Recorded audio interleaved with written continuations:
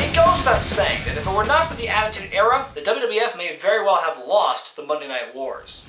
If it weren't for the wild and crazy booking in the late 1990s, the company would have likely never recovered from its tailspin as it fought against WCW. There were some other factors as well, like the immense popularity of guys like Steve Austin, The Rock, and Mick Foley, but a lot of what fans remember most fondly about this time period was the outrageous gimmicks and storylines that filled up the rest of the card.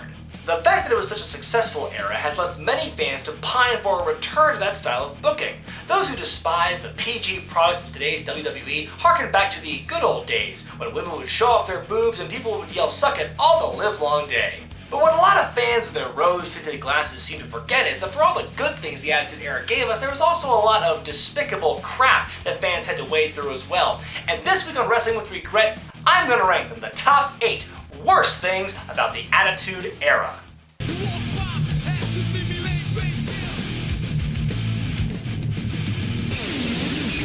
Number 8.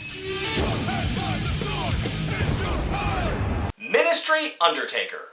I briefly touched on my disdain for Ministry Undertaker all the way back in my review on religious gimmicks, but to me what made this character stand out in my mind as something wholly awful is that in the sea of outlandish gimmicks at the time, this was by far the most outlandish, almost to the point of parody. The Ministry of Darkness was initially an interesting concept that a lot of moody teens like me could get behind, but drinking blood? Crucifixions? Power powers?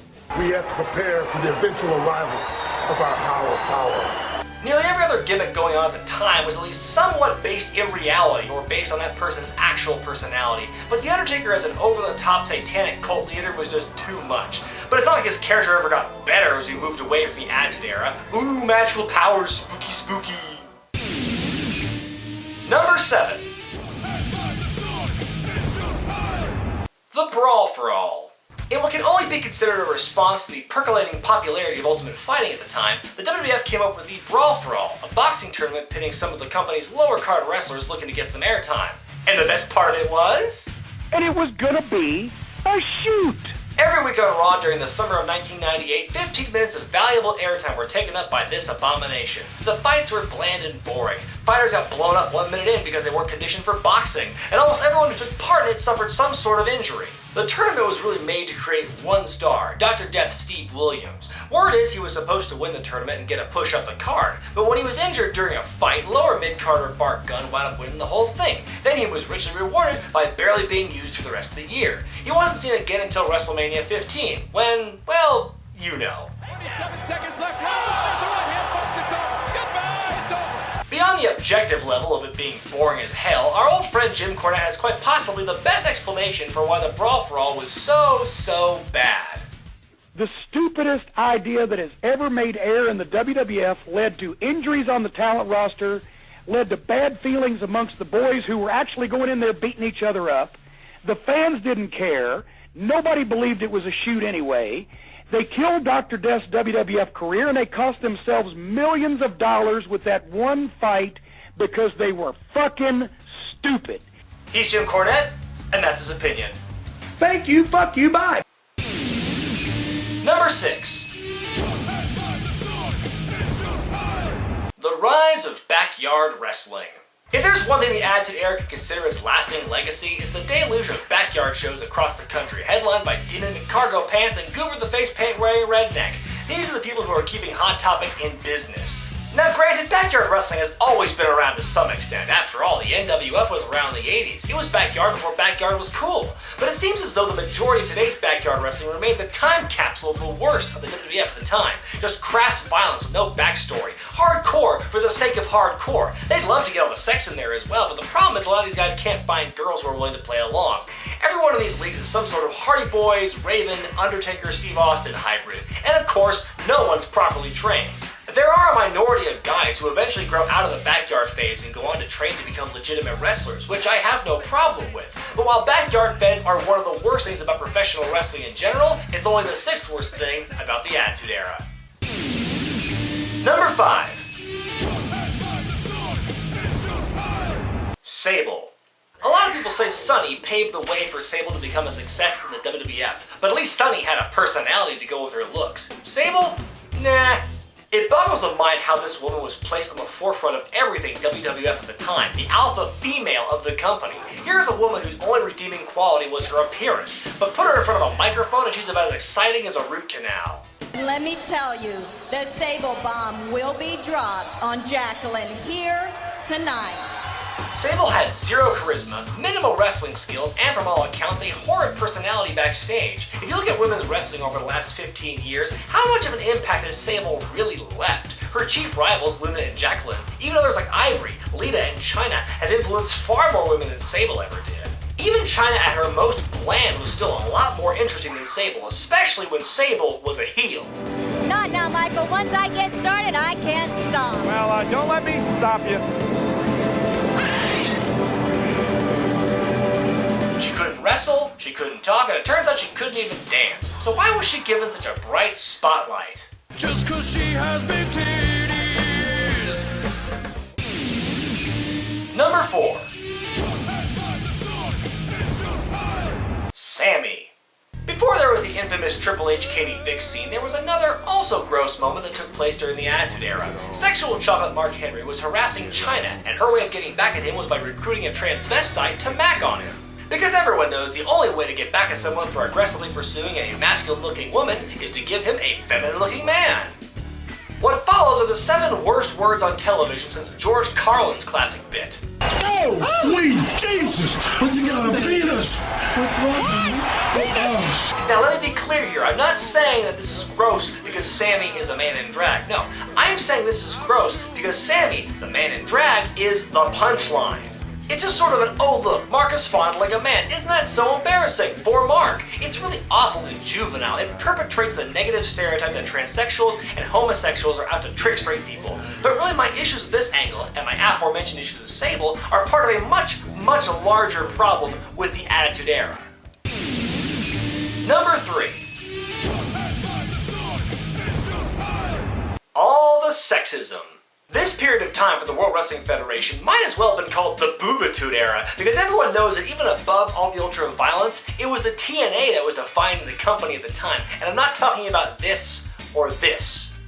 It's true that sex sells, and the WWF exploited that fact to the nth degree. They may have been catering to the teens and young adult males at the time, but everyone knows that little kids are watching just as much as they had before or since. I don't mean to sound like a stick in the mud, but I sure as hell wouldn't want my kids seeing this sort of thing. In this era, the biggest insult you could lobby against a woman was to rip her clothes off or to write skank on her face with lipstick. And it wasn't just the physical aspect of it, it was the verbal stuff as well. Consider Sable's main storyline in '98 with Jacqueline. Here's just some of the fabulous mic work these two possessed. This body is primo real estate. How many times have you rented it out? Well. Skank! Honey, you ain't nothing but a tramp. These were the top 2 women in the company! And let's not forget Jerry Lawler at his sleaziest on commentary. Let's review some choice quotes, shall we? Women, can't live with them? No resale value. I can read it like a book, but I prefer the Braille edition. She's had more hands on her than a doorknob. I'm just gonna be over here going blind. They may call me the Burger King, but she has the double whoppers. Puppies! And many more. But the real kicker to the systemic attitude toward women is the complete hypocrisy that took place in '99 when Jeff Jarrett and Chyna feuded over the Intercontinental Championship. See, Jarrett was on a war against all women, and the announcers correctly labeled him a misogynist jerk. When Chyna eventually beat Jarrett, it was considered a victory for womankind everywhere, as the other women in the company were still being called sluts and hoes. Mixed messages! Women back then were cheered if they A. had big boobs, B. showed their big boobs, C. were strong and independent, or D. boobs, boobs, boobs. If a lady were considered unattractive, like Nicole Bass or Chyna before her surgery, or that large lady who was involved in the Kiss My Ass match at SummerSlam '99, she would be mocked and ridiculed. Wrestling ability was irrelevant as long as they had the looks. It's the only reason BB ever got screen time. What kind of message was this sending to the young boys and young girls watching this stuff? Today's divas may have no character, personality, or unique qualities, but hey, at least not being treated like pieces of meat. Number 2. The death of Owen Hart. The only reason this is not number 1 is because I don't want this list to end on a downer. But Owen's death was quite possibly the greatest tragedy that happened in all of wrestling, much less the Attitude Era.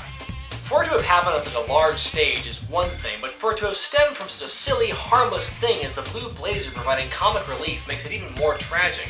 You can debate until you're blue in the face as to whether or not they should have stopped the pay-per-view, but there's really no wrong or right answer. Not much else to say about this one. Owen was simply an amazing wrestling talent and personality, and he was taken from the world far too soon for such a silly, silly reason. And the number 1 worst thing about the Attitude Era is impossibly high standards. Ever since the Attitude Era ended and the ratings went south, a lot of people have wondered what would it take for those ratings to get back into the highs again, those 8s and 7s that they used to be. Well, couldn't they just ditch the PG crap and go back to the raunchy stuff they did before? That worked in the past, right? What fools.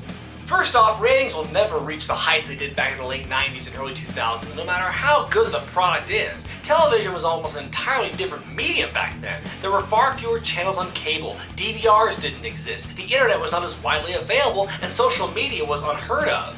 Second, simply cranking up the sex and violence isn't the answer either. Our society today is much more sensitive to that sort of content. You think parents in the media were up in arms back in '98? Try getting Val Venus and The Godfather over in 2014. Sure, today's product may come off as stale sometimes, and yeah, maybe a little blood now and then would help make storylines a little more compelling, but a mere philosophical change in booking isn't going to bring about another boom period for ratings. To fans of the Attitude Era, nothing will ever be good about wrestling again until the booking reverts back to that style of the late 90s.